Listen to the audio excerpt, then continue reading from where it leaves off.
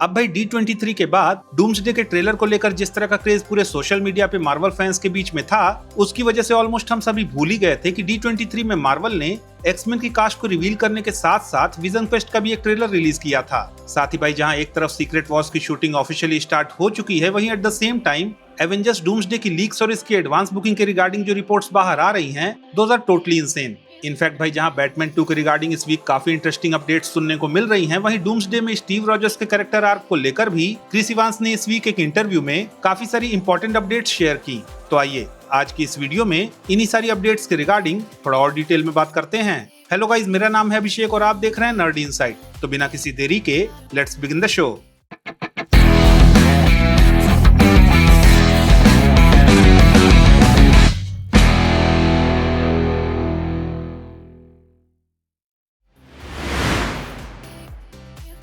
तो भाई फाइनली जिस एक्समैन की कास्टिंग की अनाउंसमेंट का वेट फैंस पिछले ऑलमोस्ट 1 महीने से कर रहे थे, फाइनली उसका एंड D23 में हो ही गया, जहां पे पूरी एक्समैन की कास्ट तो नहीं पर स्टिल मेजर कैरेक्टर्स की कास्टिंग को केविन फाइगी ने रिवील कर ही दिया। जहां पे सबसे पहले स्टेज पे आई सेडी सिंह, जिन्हें हमने ऑलरेडी ब्रांड न्यू डे में जीन ग्रे के अवतार में देखा हुआ है। खैर इसके बाद एक एक करके एक्समैन की कास्ट स्टेज पे आती है, जहां पे Kit Connor as Cyclops, Samara Weaving as Emma Frost, Indy Navarrete as Rogue, Christopher Abbott as Charles Xavier और माया बॉयड की स्टॉर्म की कास्टिंग कंफर्मेशन के बाद जो सबसे बड़ा नाम ऑडियंस के सामने आया वो था एडम ड्राइवर का, जो कि एक्समैन की मूवीज में मिस्टर सिनिस्टर का रोल प्ले करेंगे। हालांकि भाई ऑब्वियसली इस पूरी कास्टिंग में मैग्नीटो और बीस्ट जैसे कैरेक्टर्स की अनाउंसमेंट नहीं हुई और इसी को एड्रेस करते हुए केविन फाइगी ने ये कंफर्म किया कि आगे आने वाले टाइम में धीरे धीरे एक्समैन की पूरी कास्ट को अनाउंस किया जाएगा। साथ ही भाई इस इवेंट में ये भी बताया गया कि एक्समैन की मूवी को थंडरबोल्ट्स को डायरेक्ट कर चुके जेक श्रायर डायरेक्ट करेंगे, वहीं इसकी रिलीज डेट होगी 5 मई 2028।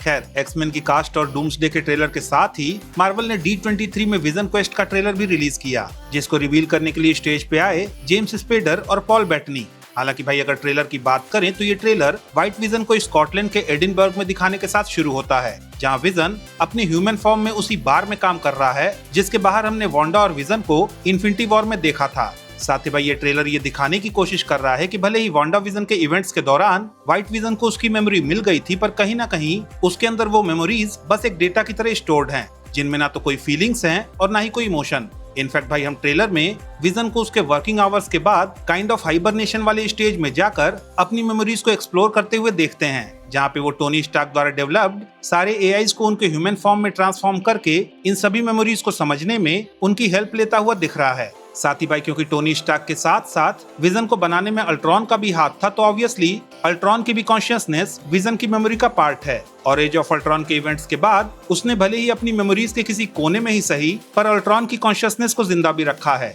और इस ट्रेलर में जब विजन सारे एआईज के साथ साथ अल्ट्रॉन से भी खुद के एग्जिस्टेंस को समझने में उसकी हेल्प मांग रहा है, तो यहाँ पे हम अल्ट्रॉन को विजन को एक तरह से मैनिपुलेट करते हुए भी देख सकते हैं। और भाई I am pretty much sure कि शो से विजन, टॉमी और बिली को एमसीयू में एस्टेब्लिश करने के साथ साथ मार्वल कहीं ना कहीं अल्ट्रॉन का भी रिटर्न सेटअप करेगा।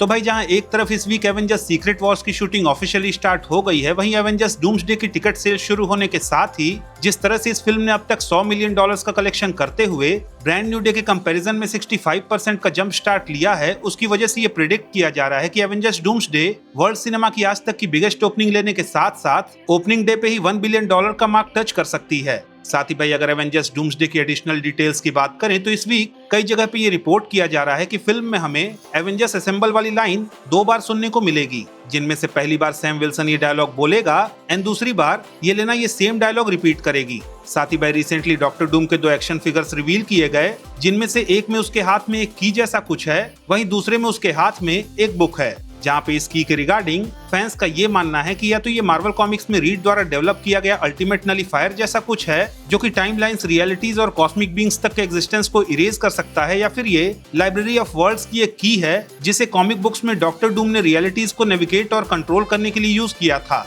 साथ ही भाई जहां तक रही बुक की बात, तो वेल उसके रिगार्डिंग फैंस का ये मानना है कि या तो ये बुक अर्थ 828 की बुक ऑफ कैग्लियोस्ट्रो है, या फिर ये वर्ल्ड ऑफ गॉड नाम की एक बुक है जिससे मार्वल कॉमिक्स में वर्ल्ड्स को क्रिएट और डिस्ट्रॉय दोनों किया जा सकता है।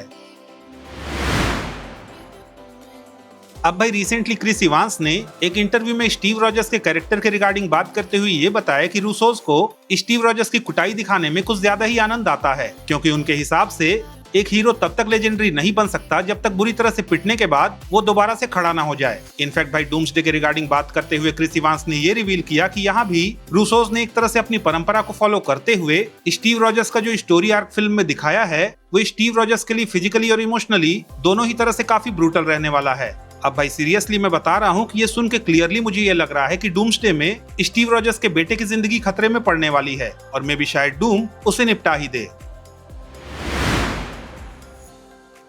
अब भाई जहां तक रही बैटमैन 2 की बात, तो उसके रिगार्डिंग इस वीक ये रिपोर्ट किया जा रहा है कि फिल्म की स्टोरी कहीं ना कहीं क्रिसमस के अराउंड टेक प्लेस कर सकती है। साथ ही भाई इस वीक जहां एक तरफ सेबेस्टियन स्टैन ने भी ऑफिशियली बैटमैन 2 में अपने हार्वी डेंट के रोल को कंफर्म कर दिया है, वहीं स्कारलेट जोहानसन के कैरेक्टर के रिगार्डिंग ये रिपोर्ट किया जा रहा है कि वो फिल्म में पॉइजन आइवी के रोल में देखने को मिलेंगी, जो कि फिल्म की one of the main villain होने वाली है। इनफैक्ट भाई इस वीक इस फिल्म की विलेंस की लिस्ट में एक और नाम जुड़ चुका है, जहां रिपोर्ट्स के अकॉर्डिंग फिल्म में हमें डीसी कॉमिक्स से कोर्ट ऑफ आउल नाम की एक क्रिमिनल ऑर्गेनाइजेशन भी देखने को मिलेगी। अब भाई अगेन इन सारी रिपोर्ट्स के बाद ये देखना काफी इंटरेस्टिंग होने वाला है कि मैट रीव्स फिल्म में इतने सारे विलेंस को किस तरह से फिट करते हैं।